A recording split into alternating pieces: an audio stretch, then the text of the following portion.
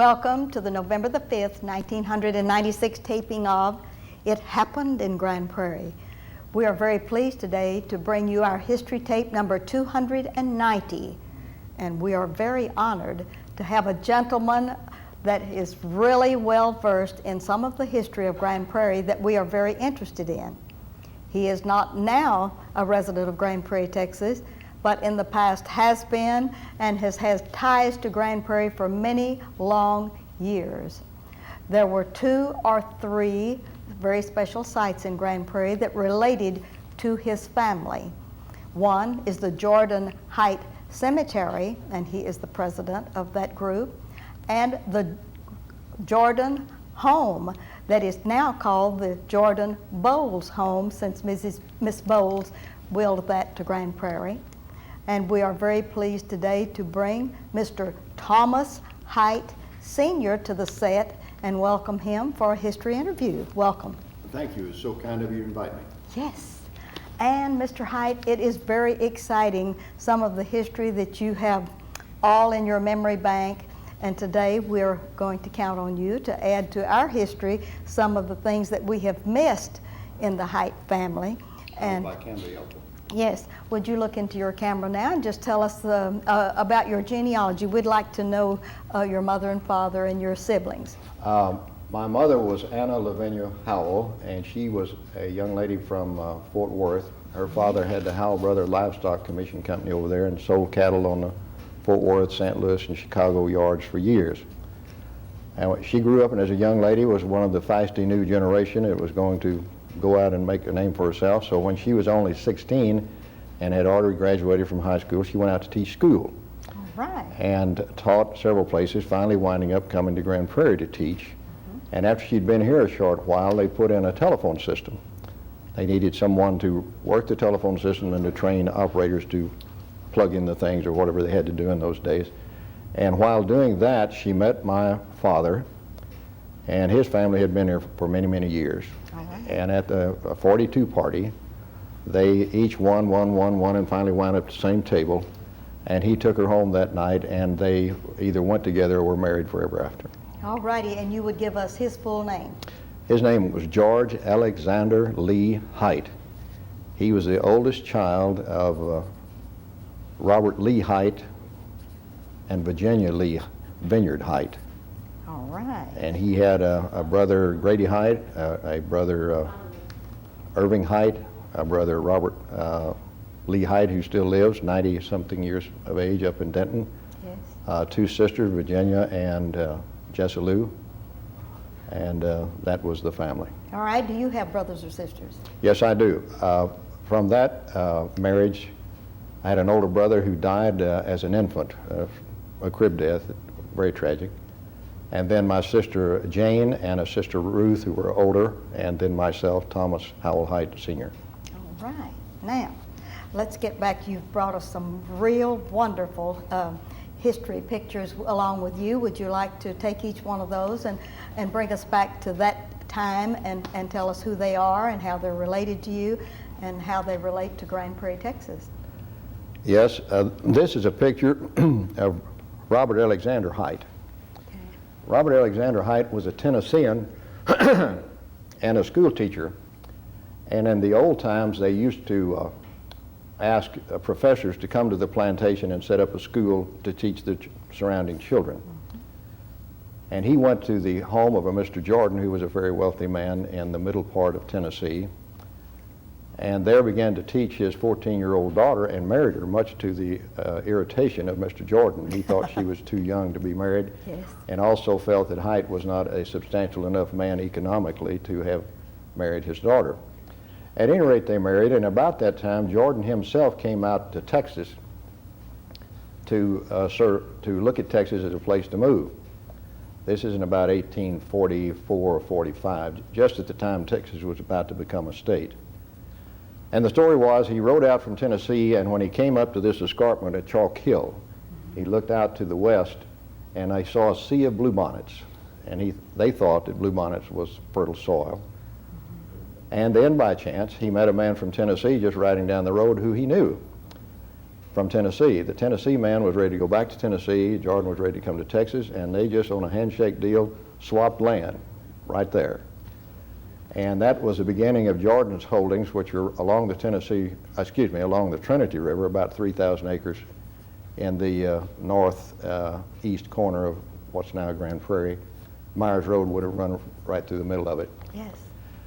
This one daughter, he finally became reconciled to the marriage, and they had a big marriage, killed 3 beeves and 3 mutton and 3 pigs in it. Lasted a week. All the turkeys and chickens they get. Anyway, it lasted a week. And he became reconciled to her and split his property with her. That was here in Texas, not in Tennessee. No, excuse me, I gave you the wrong impression. That occurred in Tennessee. All right. He went back to Tennessee after right. making this foray to see if he wanted to move here. And so he gave her land and cattle and horses, and of course those days slaves. And he came out here and established this home, and then encouraged them very strongly to come to Texas, and they did. And they had several children, all girls, until about the time of the Civil War. At that time, Robert Alexander, this man, was sort of adjunct to the Confederate Army. He was in the quartermasters or something, but it required him to travel back and forth from Austin to their property, which it was out near Duncanville. And in the process, he drank some kind of bad water or something. He got some sort of a fever or intestinal problem from which he never recovered. And he died, never seeing his son, who was born 2 months after he died. Yes. She was pregnant with Robert Lee Height, and he was the only child of that marriage, and he had a bunch of sisters, but this is Robert Lee. And that's your grandfather? Yes, ma'am. All right. And was his home in the Duncanville area or here in the Grand Prairie area? It started out in Duncanville, but when his children got older, his wife, she was a fairly well-educated woman, Virginia Lee was. She wanted them to have better schools and wanted him to sell their property in the Duncanville area and to move to Oak Cliff. But he was a very strongly religious man, a teetotaler, etc., and he thought that Dallas would be a bad influence on his children. So he chose instead Grand Prairie, and they bought land at Center Street and about Hill, I guess it is, and the old Height had an old Southern type mansion with columns and all of that, and it was located about where the phone company is now on Center Street. Yes. Okay. That was where the house was, and the property lay north of there, out to almost where the high school is now, and towards where the old Hardman farm. Yes, ma'am. Was located. Yes, ma'am. Okay, that was a very exciting. And that's Robert Lee Height and his wife Virginia Lee. Yes. All right, and that's your grandparents. Right, and they were called Daddy Height and Mama Height. Always were. They were. Yes. And how long did they live in Grand Prairie? Until her death, and he died in 29 as a relatively young man, just 64. They were very strong, devout Baptists. He was chairman of the Board of Deacons forever and ever and ever. And he was also Grand Master of the Masonic Lodge, and she was worthy matron. And they had a whole lot to do with the community always. When he came in from the from the country, he took a job in town to have something. He had some cattle and farming operation going on this land, not very big, but he managed ran a cracker mill, as I recall, and then he became deputy sheriff under 5 different sheriffs. Was that here in the Grand Prairie area? Yes, ma'am. All right, and then that's Robert Lee. Did they have children? Yes, that's my father being the oldest, and as I say, Uncle Bob, Uncle Irving, and Uncle Grady. All right, and George Alexander Lee Height is your father? Exactly. All right, born to this marriage that we're talking about. Right. Now, of that group, Robert Lee stayed here, the youngest one, and was postmaster and other things here in Grand Prairie, and went through school here, as did that's undergrad, or before college. Irving married Verena Liggett, who taught school here many, many years, and then Grady married a young lady from Arlington and usually lived away from Grand Prairie. My father and we all lived here, and I was actually born. I was one of the few people born actually in Grand Prairie. I was born on Bonham Street. On Bonham Street. My mother would not go to the hospital, and they brought a hospital bed to the house, and I was born in the living room, and old Dr. Shanks delivered me. Dr. Shanks, let's get that in the record. Oh, that's great. He had a little office on Center Street, Yes, just south of the Height home. yes. Across the street from the First United Methodist Church. Exactly. That was not called the First United at that particular Exactly. time. Okay, and would you give us the date of your birth? Yes, ma'am, it was April 15, 1926. Okay, and how long did you live in Grand Prairie, Texas? Until I was 5 or 6, my father ran into some difficulties with bank. He was in 29. Yes, So, and we lost our home on Bonham Street at Yes. about that time. And he then secured a job with the controller of the state of Texas. all right. And after that, the governor of Texas needed to appoint a special auditor for the prison system. There was a whole lot of criticism of the corruption, et cetera, in the system. So he wanted someone answerable to the governor, and somehow selected my father.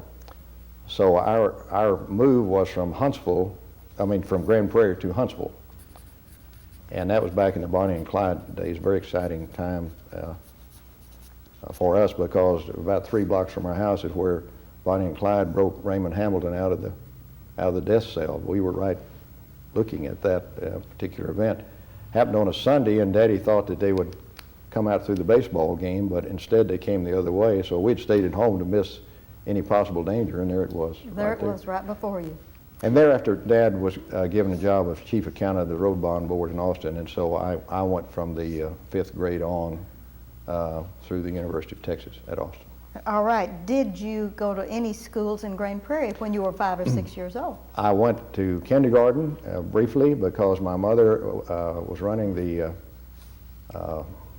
lunchroom, and that was an easy way for her to babysit me, I think. But Yes. I went 1 year. 1 year to Grand Prairie schools when we had an 11th grade school, And it was all the same building. all in the big old red school building. Yes, ma'am. Oh, yes, which was raised in about the 1956, 55. Really? Yes. All right. Do you remember anything about living in Grand Prairie when you were a little kid? Yes, I do. I'm cursed or blessed with a memory that goes way back. Yes. I remember such mundane things as fishing for crawdads in the ditch in front of the house. It was a road with a ditch instead of curbs. Yeah. I remember also that a man whose name I recall as being Swadley Yes. had a garage, and there they kept the Grand Prairie fire engine. That's Mr. Jake Swadley, I the guess late so. Mr. Jake Swadley.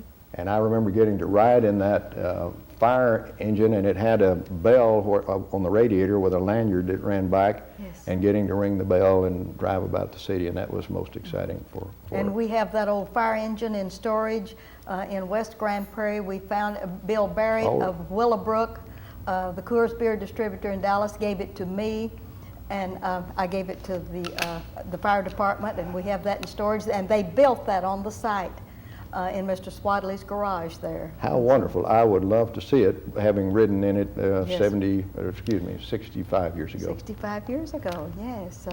Other- Did you have any friends or any other relatives here in the city when They were all my cousins. all your cousins? I don't remember, I remember a little blonde girl I was madly in love with in kindergarten, but I Yes. cannot recall her name, but I Yes. still remember that I thought she was wonderful. Just wonderful. But people by individual name, except across the street from me were the Galloways. All right. And they had a young boy who was very kind to me, although he was a little older, named Truman Galloway. Okay. And they had a big cotton farm straight down Center Street, about 4 or 5 miles.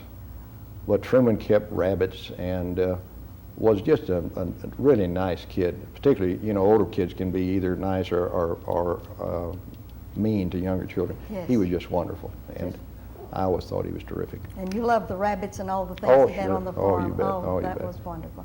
All right, and after you left Grand Prairie to Huntsville and have gone on to school, why did you come back to Dallas area? Well, I had my schooling interrupted by World War II. All I right. started at the University of Texas in 1943, And then from 43 to 46, I was in service. Wound up. What branch and what did you do? I was in infantry. I went to Europe. I wound up in General Patton's Third Army. Yes. And I actually saw Patton, you know, and he was just, by golly, he was the best looking soldier you ever saw in your life. Older man, but his stomach was just as flat and hard, and he wore these beautiful uniforms, etc. Had all of his divisions painted around his helmet. Oh, he was storybook looking soldier. Yes. But anyway, when I came back from that, I was very much in love with my high school sweetheart, and we married. All right, you would give us her name. Her name was Stena Jean Caldwell. She's from old Texans. One of her grandfathers gave 5,000 carloads of granite to Texas, and they built the Capitol building with that. And she comes from way back, way back. Yes. But at any rate, I was crazy about her. We married, but in order to get through law school, I had to work most of the time. So I was a little delayed in that, and it had taken me so long to get out of law school. I went from, I didn't get out till 52. Yes. That I decided I'm going to take about that much time to figure out where I want to practice law. And I didn't like Houston, and I didn't like San Antonio. I liked Fort Worth very well, and just turned out I got offered a very good job in Dallas, and of course that was back to my roots, and so I said, sure, that's what I want to do. Yes. Back in Dallas County. Yes, ma'am. Where you were born. And I'm one of those rare people who was born in Dallas County, and his father was born in Dallas County, and his grandfather was born in Dallas County. Most people come here from some other place. Yes.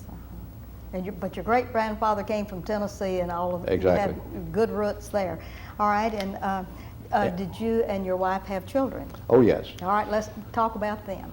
I have 3 children. The oldest one, Thomas Howell Height Jr., practiced law with me. And you practiced law where? On near Fitzhugh and Central Expressway. All right. 4245 Central Expressway. And my wife, until her retirement, shortly before her death, practiced with us. She was a very brilliant law student. There were only about 5 ladies going to law school in her day. That Yes. now over half are women. Yes. But she had the highest marks anybody had ever made, and so on. Yes. And so she was a wonderful help always in my practice.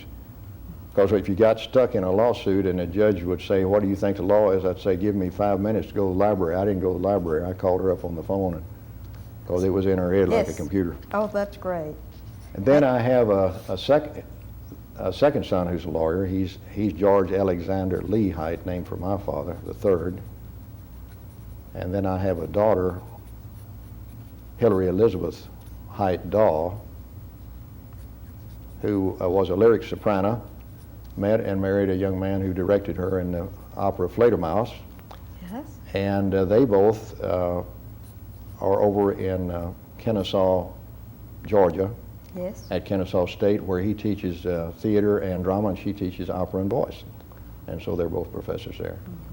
3 wonderful children, Thomas, George, and Hillary. And I have 7 grandchildren, and Oh, don't get me started on those. Well, would you like to name them on this tape? Because we're going to get you a copy of this tape, and if they aren't on there, they're going to be real mad at Grandpa. All right, well, let's take the first one, Thomas Howell Height Jr. He has 4 boys. All right. Thomas III, Jerry, or Jerre, Jer, and Jack Alexander, picks up this Alexander here, Yes, it does.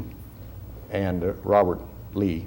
Robert Lee, that picks up Robert Lee Height. Yes. Jack Alexander was valedictorian at Highland Park High School, and was a scholarship student to Yes. Harvard, where he is now. He's at Harvard, and you want to go see him play football one of these days if he'll give up girls and play football, Exactly, right? exactly. All right, and then your second son, any family for there? Yes, he has 2 daughters I'm crazy about.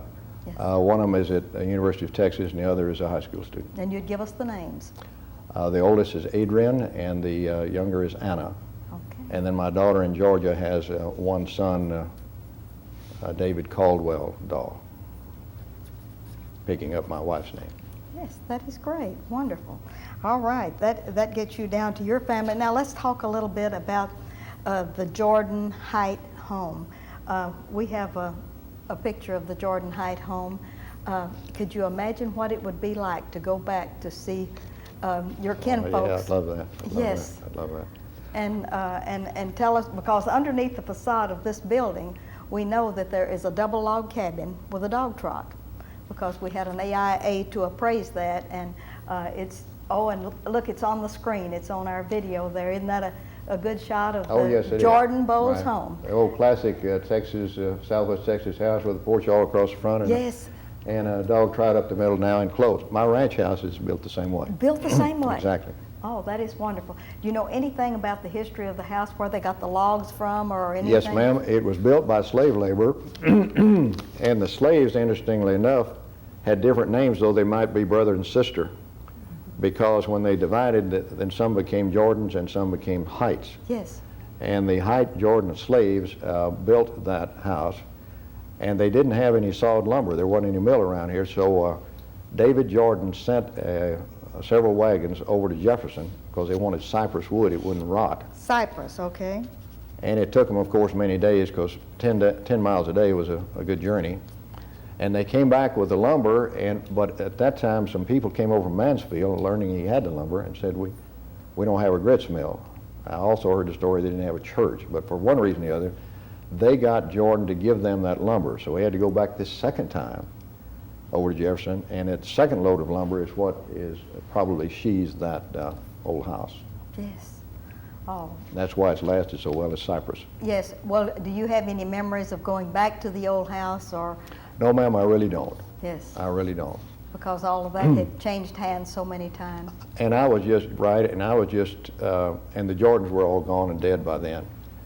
In fact, I can just barely remember my grandfather because I was not quite 3 when he died, but I do remember him in his coffin. And Myers Road was unpaved in those days, and when it came time for him to be buried, it was a horrible rainstorm. Yes. So I was not allowed to go see the burial. Now this man is the first man buried in that Jordan Heights cemetery. When he died, as I was saying, Your great-grandfather is the first one. And his wife wanted to bury him at their ranch in Duncanville, that being David Jordan's only daughter. Yes. But he persuaded her to said, we're going to need a burial ground here. Yes. And he persuaded her to bring Robert Alexander there, and that is a slightly rounded lot, and he's buried at the very apex of that lot. They didn't want water to stand on the graves. Okay. And so he is the first person buried there. And we want to talk a little bit about the Jordan Heights Cemetery, because it is on our historic map, and it has a state marker. I think we owe you the thanks for obtaining that for us, too. Well, Thank you very much. We're just very delighted to have done that. I believe you're the president of the Cemetery Association. Yes, ma'am, I have just become. Just become? I started being the lawyer. I Yes. set up the charter and all that. It's a not-for-profit corporation. But I was very busy in my practice at the time, and another man came forward to handle the job. And then my uncle endowed it with some money, which has been prudently invested and has increased. Yes. And then now that my wife is buried there and I'm going to retire surely fairly soon, I've accepted the job as president. Oh, I think that is wonderful, and I know that we've had some vandalism problems there, but we're going to try to square those things away Yes, I was absolutely appalled when I went there to bury my wife and apparently it had happened fairly recently. The tombstones were knocked down and broken in. What's so heart-rending is when you go to someone to say, come around and fix these stones back up, they want $900 each stone. Yes. So it was most difficult, and I was some upset about it. And as recently as this Halloween, I sat out there in the cemetery to repel all boarders. And may I brag on the Grand Prairie Police Department. I had complained to them, and by golly, they were out there every 20 minutes. That is and wonderful. staking out and running by. And so I sat out there about 4 or 5 hours and said, they're doing a better job than I'm doing. I went on home, and no damage was done. That is wonderful. And you have some wonderful people that are working on it. I know that Wes Dixon and his wife Kathy, aren't they wonderful? Oh, they're sweet people and reasonable in their charges. I got out and worked with them. I just enjoyed being with them. Yes. He was climbing around those trees like a monkey. Yes. And cutting the limbs off, and he wasn't just cutting every limb, he was really thinking about it. Yes. And then his wife and I were dragging a stack of steel piled up out there to be hauled off. But they are nice, people and good, solid citizens. Well, we're just so glad to hear, because any historic landmark in Grand Prairie, Texas, we value that, and we just hope that one day we can teach all of our boys and girls that that is not only private property, but it is sacred to some of those, and we just hope to do a better job here in the city to do and that. I shouldn't let it pass that the teen court comes out there and cleans that place and does a fantastic job, and we make a very small donation, like $500 or something, and golly, it's worth much, much more than that, and it's a nice thing. And let me add one other thing. I would like, if I could, to get some Boy Scout troop interested maybe, and you know the Eagle Scouts need a little project of some kind. That's true. Coming out there and with some sort of adhesive, liquid nail or something, gluing those fragments back together and maybe re-erecting the stones. It would be a great benefit to the cemetery, and perhaps it would be the necessary activity for someone to make Eagle Scout. To get that eagle. Right. And it would save on your perpetual fund too. Yes, ma'am. We need to work on that, Yes, don't we? ma'am, we do. Well, we're about to the end of our little interview. We have only 2 minutes left. I'd like for you to, I know that your great-grandfather is very wonderful, and the first person that was buried at the Jordan Heights Cemetery, but I want to talk just 1 minute about this young man and the fact that he had real blue eyes, because I think that's important. One little story, they still talk about him when a crazy man was down in South Dallas, boarded up in a house, and no one had nerve to go down and try to arrest him. My grandfather went down there in a buggy and stopped unarmed and walked up the front door and stared at that young man with those blue eyes and said, "You got to come out here and come with me, young man," and he did. And he was a deputy sheriff? Yes. Deputy sheriff. The other kind of little odd fact, he was a strong Baptist, but the Baptist church had burned, so he was actually buried out of the Methodist church on the next corner when he was buried. I want to thank you very much for this wonderful interview. It's added to our history about the Jordans and the Heights and your time in Grand Prairie and documenting your family history too. I want to thank you for being here today. Well, I'm so complimented you thought of me, and thank you. And this is Ruthie Jackson reminding you that history is as we live and do.